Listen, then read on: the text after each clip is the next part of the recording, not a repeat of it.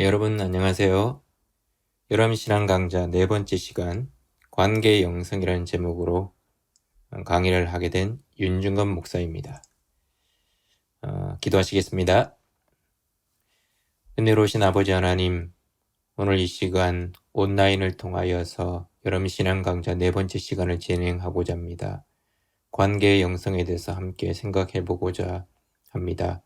성령께서 우리에게 은혜를 베풀어 주시고 듣는 귀와 깨닫는 마음을 허락해 주셔서 이 시간 함께 생각해보고 고민하면서 하나님의 은혜를 다시 깨닫는 시간 될 수 있도록 역사하여 주시옵소서.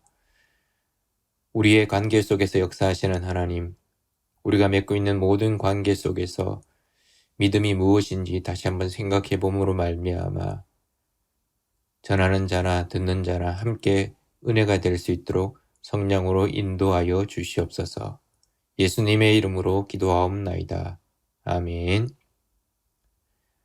이제 관계 영성이란 제목으로 강의를 시작하면서 두 가지 질문을 여러분에게 먼저 던지고자 합니다. 첫 번째는 테레사 수녀님이 본 최악의 질병이 무엇인지, 그리고 두 번째는 극동지방의 강도들이 했던 질문은, 이 두 가지 질문을 여러분에게 던지고자 합니다. 먼저 언젠가 누가 테레사 수녀님에게 이런 질문을 던졌다고 합니다. 수녀님이 여러 가난한 자들을 많이 돌보셨는데 지금까지 본 여러 가지 질병이 많으실 건데 그 중에서 최악의 질병은 무엇입니까? 라고 질문을 던졌습니다. 혹시 에이즈입니까? 아니면 치매입니까? 아니면 천연두 같은 그런 질병입니까? 요즘 같으면 코로나 바이러스입니까? 라고 질문을 할 수 있겠죠. 그때 이 테레사 수녀님이 이렇게 대답을 했다고 합니다. 아닙니다. 여태까지 내가 본 최악의 질병은 그런 전염병이나 코로나 같은 바이러스도 아니고 무엇이냐면 바로 고독이었습니다. 고독, 다른 말로 말하면 외로움이죠. 이것이 테레사 수녀님이 본 최악의 질병이었다고 합니다. 사회가 참 많이 발전했습니다. 디지털 혁명이 일어나고 사람들의 삶이 참 많이 편리해졌습니다. 그런데 사람은 오히려 더 고독해지고 더 외로움을 많이 타고 더 사람들과의 관계 속에 들어오지 못하고 그렇게 살아가는 사람들이 많아져 가고 있습니다. 여러분 커피를 드시러 스타벅스를 가실 수도 있고 여러 다른 카페를 가실 수도 있는데 스타벅스가 가보면 참 이런 어려운 시대에도 장사가 참 잘 되는 것을 볼 수가 있습니다. 근데 스타벅스의 어떤 회사에서 이야기하는 것들은 뭐냐면 그들은 커피를 판매한다라고 이야기하지 않습니다. 그들이 판매하는 것은 스타벅스 경험이라고 말합니다. 관계를 장려하는 매체로서 커피를 이용한다는 겁니다. 우리 교회도 북카페가 참 잘 되어 있는데 이 북카페가 어떻게 보면 지역 주민들의 소통의 공간입니다. 관계를 맺는 아주 중요한 장소이죠. 자, 이 질문을 한번 잘 이렇게 머릿속에 생각해 두시면서 두 번째 질문을 여러분에게 던지겠습니다. 극동지방의 강도가 했던 질문인데 이런 것입니다. 옛날 극동지방에 유명한 산적이 있었다고 합니다. 그런데 어느 날 하루 이 산적이 심한 부상을 입고 누군가가 그를 데리고 기독교 선교병원으로 데려갔습니다. 몇 주간 동안 극진하게 의사나 간호사들이 정말 극진하게 치료를 했습니다. 그리고 그 치료한 끝에 산적이 부상해서 회복이 되었습니다. 그리고 그 산적은 그것이 너무 고마워서 앞으로는 예수 믿는 사람들, 즉 그리스도인들은 절대로 그 사람들은 주머니, 즉 지갑을 털지 않겠다고 약속을 했다고 합니다.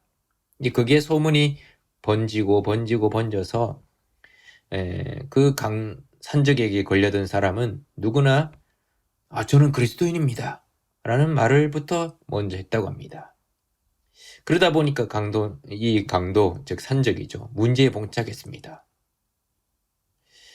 사람들이 말로는 그리스도인이라고 말하는데 저 사람이 진짜 그리스도인인지 아닌지 어떻게 알 수 있을까? 그리스도인으로 자처하는 사람이 진짜인지 아닌지 어떻게 알 수 있을까? 이게 자꾸 질문이 던져지는 겁니다. 그래서 그는 다시 그 기독교 선교병원을 찾아가서 선교사들에게 물었습니다. 그러자 선교사님들이 이렇게 대답했습니다. 그야 그리스도인이라면 누구나 당연히 주기도문과 사도신경을 압니다. 라고 설명해 주었다고 합니다. 그때부터 이 산적은 먹이가 될 만한 사람, 즉 강도를 할 수 있는 그런 대상자가 걸려들면 주기도문과 사도신경을 외워보게 했다고 합니다. 그런데 주기도문이나 사도신경을 외우지 못하는 사람은 이 사람은 기독교인이 아니다라고 생각을 해서 그 사람이 주머니를 털었다고 합니다. 자, 만약 그 강도가 산적이 지금 이 시대에 와서 영업을 한다면 주기도문과 사도신경을 외운다고 그 사람이 저 사람은 그리스도인이니까 내가 털면 안 되겠다라고 생각할까요? 성경을 많이 알고 있다는 것, 성경의 어떤 율법을 잘 알고 지킨다고 하는 것, 그것으로만 과연 진정한 그리스도인이라고 말할 수 있을까요?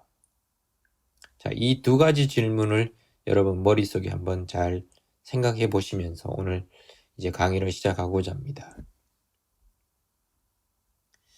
자, 본론으로 들어가겠습니다. 첫 번째, 인간은 관계적인 존재입니다.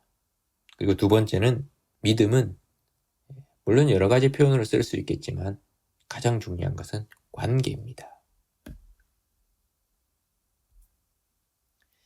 자, 첫 번째, 인간은 관계적인 존재입니다. 우리는 본래 고독한 상태로 살도록 창조되지 않았습니다. 우리는 어떤 상태로 창조되었느냐? 관계적인 존재, relational being으로 창조되었다는 겁니다.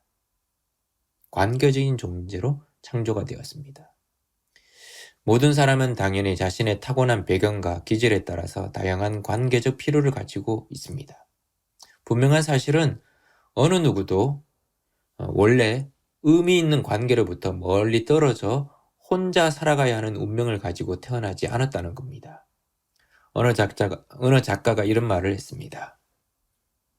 아무 연고도 깊은 관계도 없이 홀로 외롭게 살아가면서 의미 있고 기쁨이 충만한 삶을 살아가는 사람은 결코 없다. 아무런 연고도 없고 관계도 없고 외롭게 홀로 살아가면서도 나는 정말 의미 있는 인생이야. 나는 참 기쁨이 충만한 삶을 살아가고 있다. 라고 말할 수 있는 사람이 없다는 겁니다. 다른 말로 말하면 우리는 많은 사람들 틈에 둘러싸여서 살아가지만 결국 다른 사람과 깊은 관계를 맺을 때 우리는 우리의 삶이 의미가 있고 기쁨이 충만한 삶을 살아간다는 것입니다. 반대로 말하자면 군중 속의 고독, 사람들 사이에 살고는 있지만 외로움에 빠진다는 것, 그것은 하나님이 의도하신 것이 아니라는 겁니다. 자, 그렇다면 본래의 계획은 어떤 것일까요? 하나님의 원래 계획은 어떤 것일까요? 창세기 1장에서 2장에 보면 천지 창조에 대한 이야기가 나옵니다. 하나님이 우리 인간에게 어떤 삶을 살아가도록 계획하셨는지에 대해서도 알게 해줍니다. 그분의 창조가 대성공을 거둘 때마다 되풀이해서 나타나는 구절이 있습니다. 6번에 걸쳐서 하나님이 6일간 세상을 창조하실 때마다 성경은 이렇게 기록을 합니다. 하나님이 보시기에 좋았다고. 그리고 창세기 1장 31절 마지막에 보시면 사람을 만드시고 난 다음에 뭐라고 말씀하시냐면 보시기에 심히 좋았더라고 이야기합니다. 창세기 1장 31절에 보면 하나님이 지으신 그 모든 것을 보시니 보시기에 심히 좋았더라 라고 이 성경이 기록하고 있습니다. 하나님은 우리를 창조하시고 온 세상을 만드실 때 하나님이 보시기에 좋았다는 겁니다. 특별히 사람을 만드시고 난 다음에는 너무 좋아서 보시기에 심히 좋았다라고 성경이 기록합니다. 그런데 예기치 않은 일이 발생합니다. 창세기 2장 18절에 성경이 이렇게 기록을 합니다. 사람이 혼자 사는 것이 좋지 아니하니라. 오랜 세월 동안 이 창세기 2장 18절 이 구절을 보통 결혼이라는 어떤 정황 속에서 인용이 되어 왔었습니다. 결혼 관계에 대한 긍정 이상의 의미가 있는데도 불구하고 주로 결혼에 대한 이야기를 할 때 이 구절을 많이 인용을 합니다. 근데 사실 이 구절의 핵심은 단순히 결혼만을 말하는 것이 아니라 다른 사람들과 올바른 관계를 맺는 것의 중요성을 이야기합니다. 그리고 결혼은 그런 관계 맺는 것의 중요성을 가장 의미 있게 보여주는 신뢰라는 겁니다. 실제 예라는 겁니다. 미국의 존 오트버그 목사님은 이런 얘기를 했습니다. 이 구절은 인류가 아직 타락하지 않은 시점의 이야기라는 것입니다. 하나님과 인간 사이의 관계를 훼손시킬 만한 것은 죄도 불순종도 아무것도 없었다는 겁니다. 따라서 인간은 하나님과 완벽하게 친밀한 관계를 유지하고 있었습니다. 하나님과 인간의 대화는 친밀함과 기쁨으로 가득 찼습니다. 그러나 홀로란 단어를 사용하셨고 홀로 있음이 좋지 못하다고 말씀하셨습니다. 하나님은 분명 인간 안에 그분 자신도 채워주지 못하는 일종의 사람 형상의 공허함을 만들어 놓으셨다는 겁니다. 다른 어떤 대체물도 인간 관계에 대한 그 내면의 욕구를 채워줄 수 없습니다. 돈, 업적, 사업, 다른 어떤 것으로도 그것을 채워주지 못한다는 겁니다. 그 말은 우리 속에 있는 사람 형상의 공허감이 채워지지 않으면 그건 결국 좋지 못하다는 겁니다.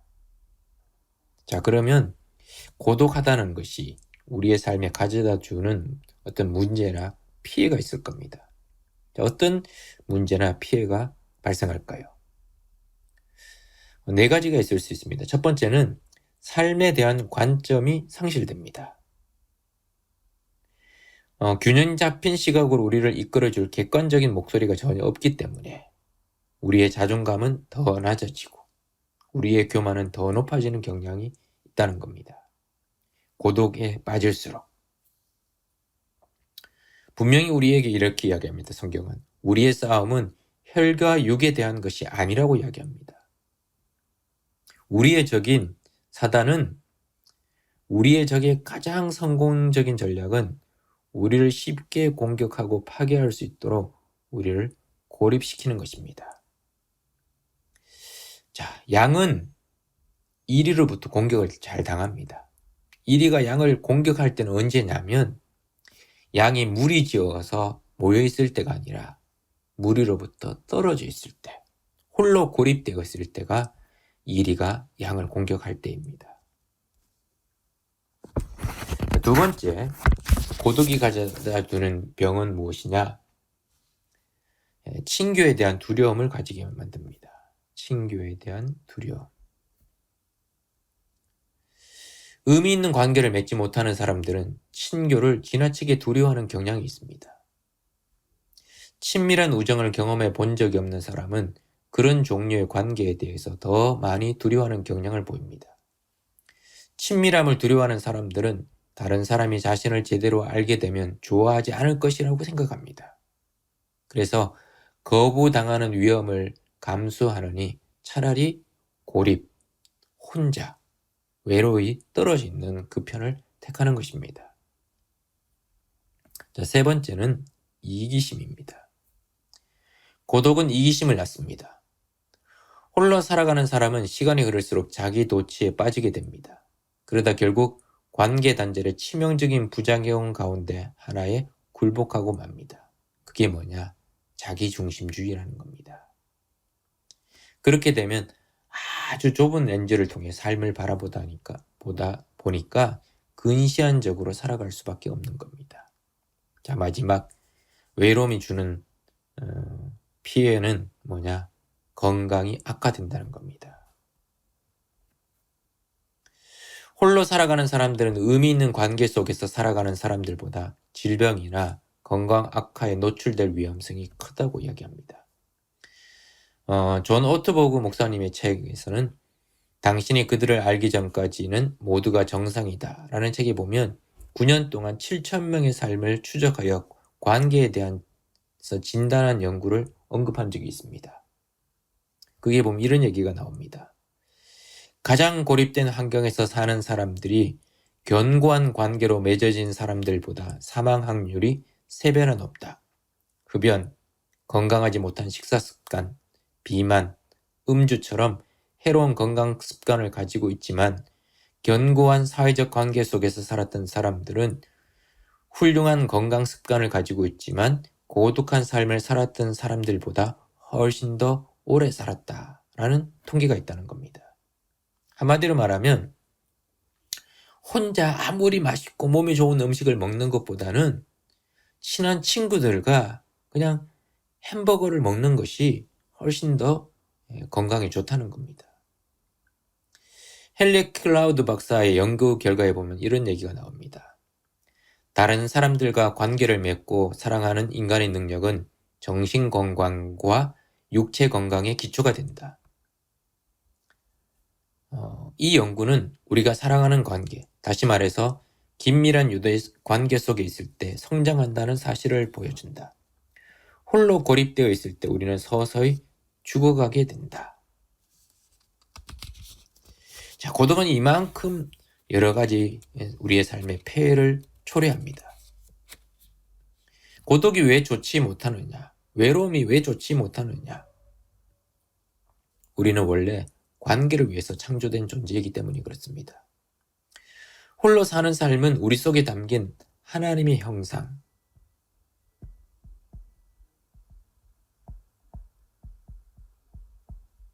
하나님의 형상을 제대로 반영하지 못합니다.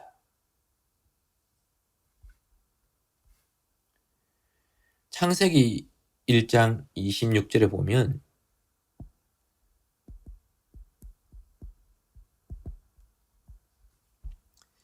하나님이 이렇게 말씀하십니다. 우리의 형상을 따라 우리의 모양대로 우리가 사람을 만들자고 말씀합니다. 여기서 우리는 삼위일체 하나님을 말씀하는 겁니다. 하나님의 본질 안에 새 인격이 존재합니다. 그 말은 하나님은 관계적인 존재라는 겁니다. 그렇다면 그분의 창조물인 우리도 관계적인 존재라는 겁니다. 그렇기 때문에 홀로 살아가는 삶은 하나님 보시기에 좋지 않다는 겁니다. 헨리 클라우드는 다시 이런 얘기를 했습니다. 하나님은 우리가 관계에 대한 갈망을 품고 살도록 창조하셨다. 그분과의 관계뿐만 아니라 동료 인간들과의 관계에 대해서도 마찬가지다. 골수 깊은 곳에서부터 우리는 분명 관계적인 존재들이다. 다른 사람들과 관계를 맺지 않고서는 결코 영원히 잘 될 수 없다. 이렇게 이야기를 했습니다. 자, 결국 그 말은 뭐냐? 우리는 관계적인 존재라는 겁니다. 관계를 떠나서는 우리는 풍성한 삶을 살 수도 없고 의미 있는 삶을 살 수도 없다는 겁니다. 자, 두 번째. 자, 그러면 우리가 가지고 있는 이 신앙은 무엇을 말하는 것일까요? 믿음은 어떤 것일까요? 자, 믿음은 관계입니다. 관계.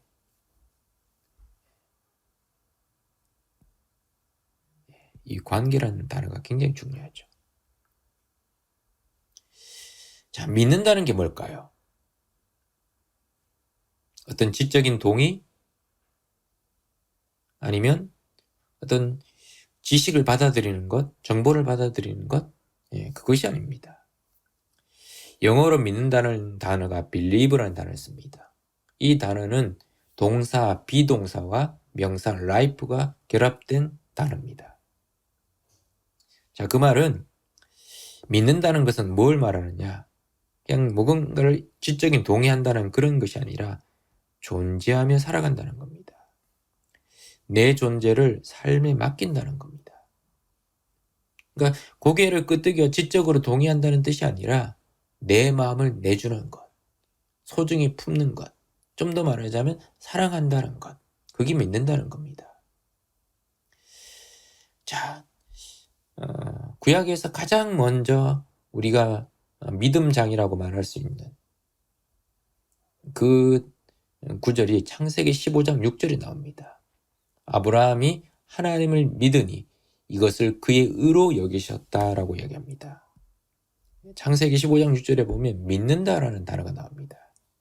근데 여기서 믿는다는 것은 하나님에 관한 개념에 대해서 지적으로 동의했다. 그게 아니라 이 아브라함이 하나님을 사랑의 대상으로 의지했다는 겁니다.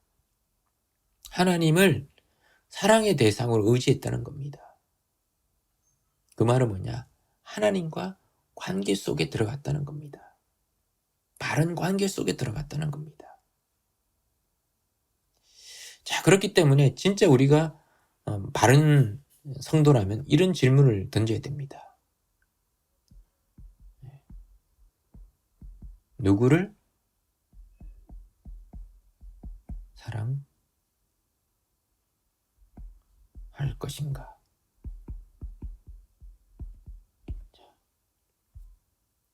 누구를 사랑할 것인가? 자, 이게 뭐냐면 누구를 사랑할 것인가? 누구에게 내 자아를 전부 드릴 것인가? 자, 여러분은 누구를 사랑하십니까? 여러분은 누구를 의지하십니까? 여러분은 누구에게 여러분의 마음을 열고 다가가십니까?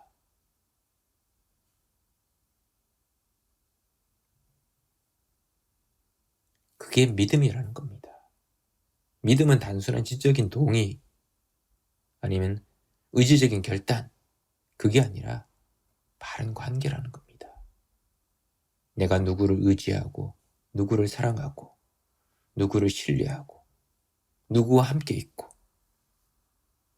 거기서 누구냐가 중요하다는 겁니다.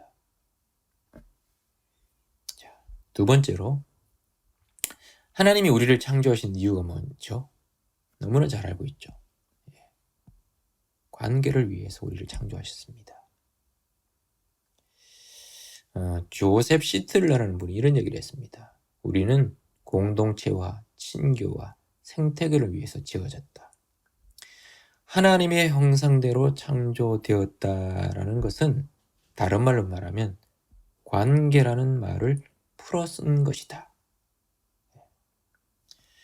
여기 그림이 있죠. 자, 그림을 잘 보시면 삼위일체 하나님도 관계 속에 존재하는 분입니다. 성부와 성자가 관계 속에 있죠. 성부와 성자가 관계 속에 있습니다. 그리고 성자는 또 성령과 관계 속에 있습니다. 성령은 또 성부와의 관계 속에서 존재하시는 분입니다. 삼위일체 하나님도 관계적인 존재입니다. 성부는 성부대로 홀로 떨어져 있는 것도 아니고 성자는 성자대로 떨어져 있는 것도 아니고 성령은 성령대로 떨어져 있는 존재가 아닙니다.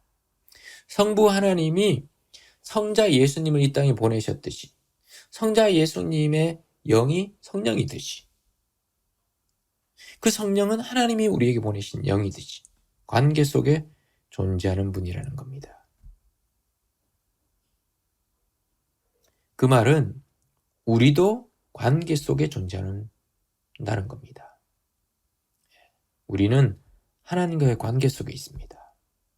그리고 나는 이웃과의 관계 속에 존재합니다. 우리가 십자가를 많이 이야기합니다. 십자가. 자, 이 십자가는 무엇을 상징적으로 보여주는 것일까요? 하나님과 나, 그리고 나와 너를 보여주는 겁니다. 하나님은 분명히 우리를 창조하실 때 이유가 있으셨습니다. 그게 뭐냐? 관계라는 겁니다. 관계. 하나님과 우리 사이의 관계를 맺기 위해서 우리를 만드셨다는 겁니다.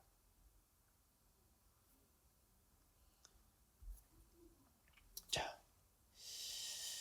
예수님의 기도에 대해서 한번 생각해 보겠습니다. 자, 교회가 바라는 이상은 하나님의 나라를 지향하는 것입니다. 하나님의 나라는 하나님의 다스리는 곳입니다. 자, 하나님의 나라.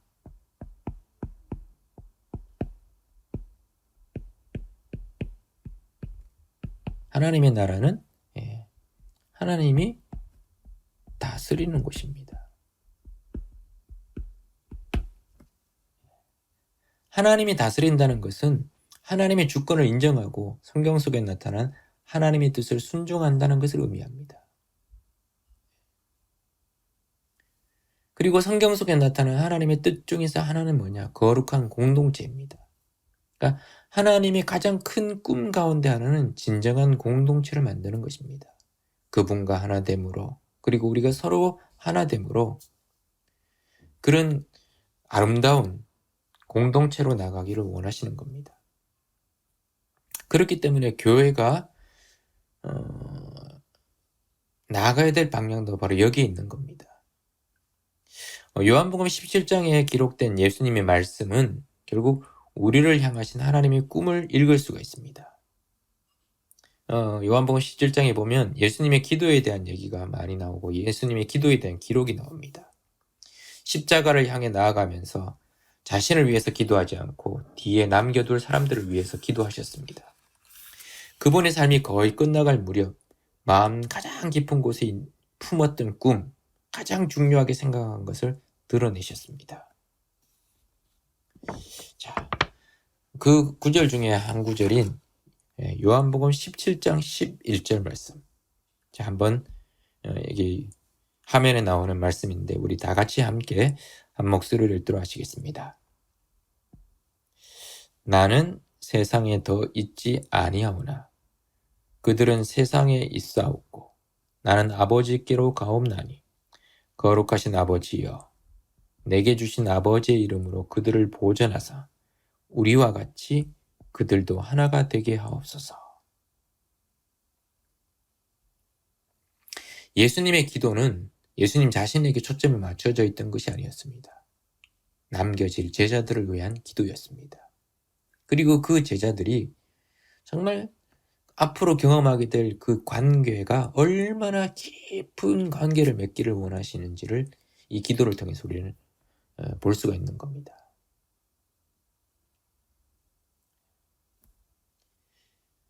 그리고 또 요한복음 17장 20절에서 21절 말씀 또 살펴보겠습니다.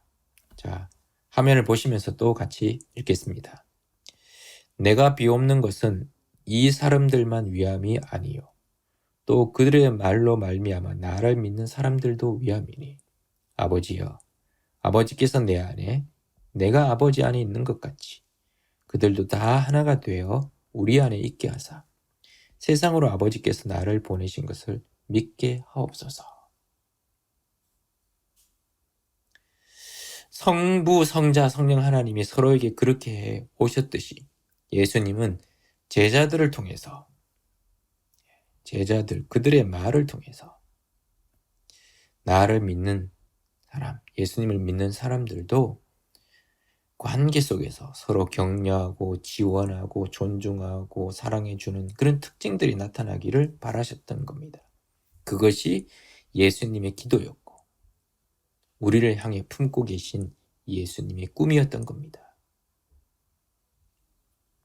이런 관계적인 삶은 우리가 예수 믿는 사람들이 경험하는 것이 참 중요하지만 그 어떤 이로움은 단지 우리 자신에게만 머무르지 않습니다. 그런 삶을 우리를 지켜보는 세상에도 영향을 미칩니다. 그래서 21절을 마무리하는 예수님의 말씀은 세상으로 아버지께서 나를 보내신 것을 믿게 하옵소서. 그렇게 그 말씀으로 끝난다는 겁니다.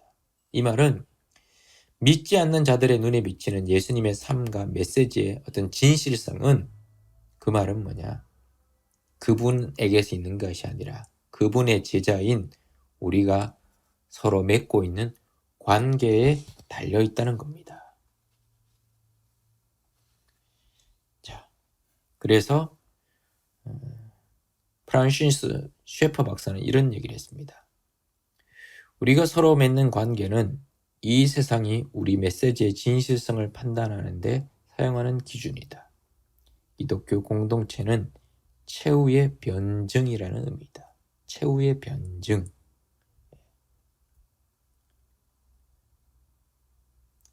우리가 맺고 있는 관계가 있습니다. 하나님과의 관계, 내 이웃, 가족들과의 관계, 교회 성도들과의 관계, 그리고 직장 동료와의 관계, 사회에서 만나는 어떤 사람들과의 관계, 그 모든 관계가 우리가 사람들에게 전하는 복음, 전하는 전도, 간증, 이 모든 것들의 진실성을 판단하는 데 사용하는 기준이라는 겁니다.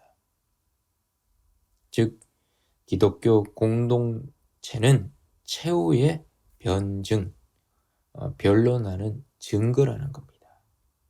관계에 대해서 여러 가지 세부적으로 이제 살펴볼 수는 있겠지만 오늘은 그걸 다 할 수는 없기 때문에 우리가 기억해야 될 것은 결국 우리가 맺고 있는 관계는 우리가 전하는 메시지의 진실성을 판단하는 기준이 된다는 겁니다. 그리고 예수님도 말하셨던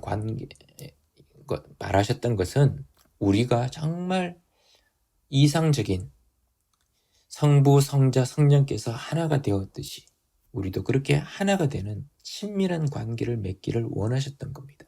그런 공동체를 이루어가기를 원하셨던 겁니다. 그럴 때 우리 각자도 의미 있고 기쁨이 충만하고 행복한 삶을 살 수 있게 되고 우리가 몸담고 있는 공동체도 정말 아름답고 가치가 있는 그런 공동체를 이루게 될 것이라는 겁니다.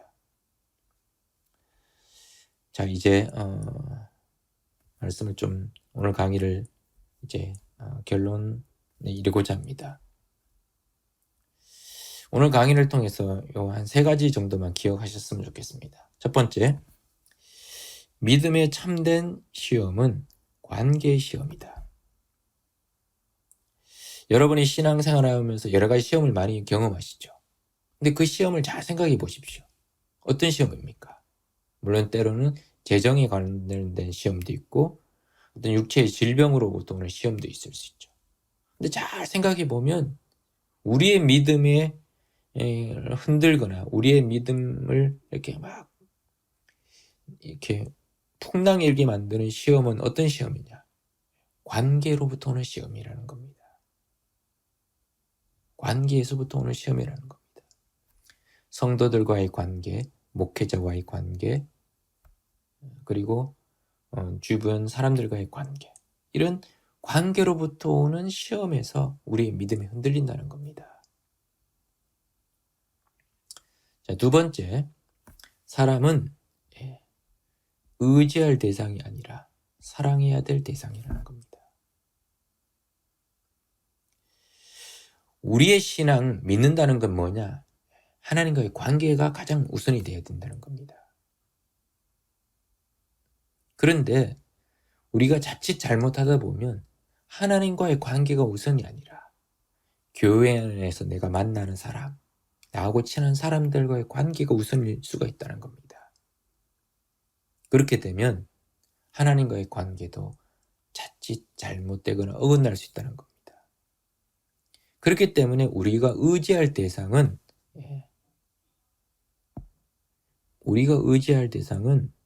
사람이 아니라 하나님이십니다. 하나님. 사람은 어떤 대상이냐? 의지할 대상이 아니라 사랑해야 될 대상이라는 겁니다. 자, 마지막 3번째. 나에게 가시 같은 사람, 나를 찌르는 사람이 있습니다. 그런 사람은 하나님이 나를 연단시키기 위해서 보내신 천사라는 겁니다. 나를 힘들게 하는 사람이 있습니다. 신앙생활이라고 지면 다 천사가 아니죠. 나를 힘들게 하거나 나를 괴롭히는 사람이 있습니다. 그런 사람은 하나님이 나를 다듬어 가시는 데 사용되는 도구라는 겁니다. 하나님이 나를 연단시키시기 위해서 보내신 천사라는 겁니다.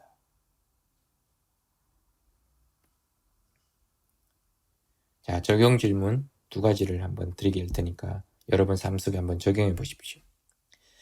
내가 맺고 있는 관계 속 부모 또는 자녀, 친구, 직장 동료, 이웃, 교회, 구역 성도들에서 하나님을 생각나게 하는 관계는 어떤 관계입니까? 부모와 자식 간의 관계, 친구들과의 관계, 직장 동료 또는 교회 구역 식구들, 그런 여러 사람들과의 관계 속에서 저 사람과의 관계는 하나님이 자꾸 생각나는 관계가 있습니다. 어떤 관계에서 하나님이 생각납니까? 자, 2번째, 여러분이 사랑해야 될 대상은 누구입니까? 구체적으로 다음 한 주간 그 대상을 어떻게 사랑할 것인지 한번 계획을 세워보시고 한번 실천해 보십시오. 너무 거창한 계획을 세우지 마시고 아주 작은 것부터 내가 먼저 인사하겠습니다.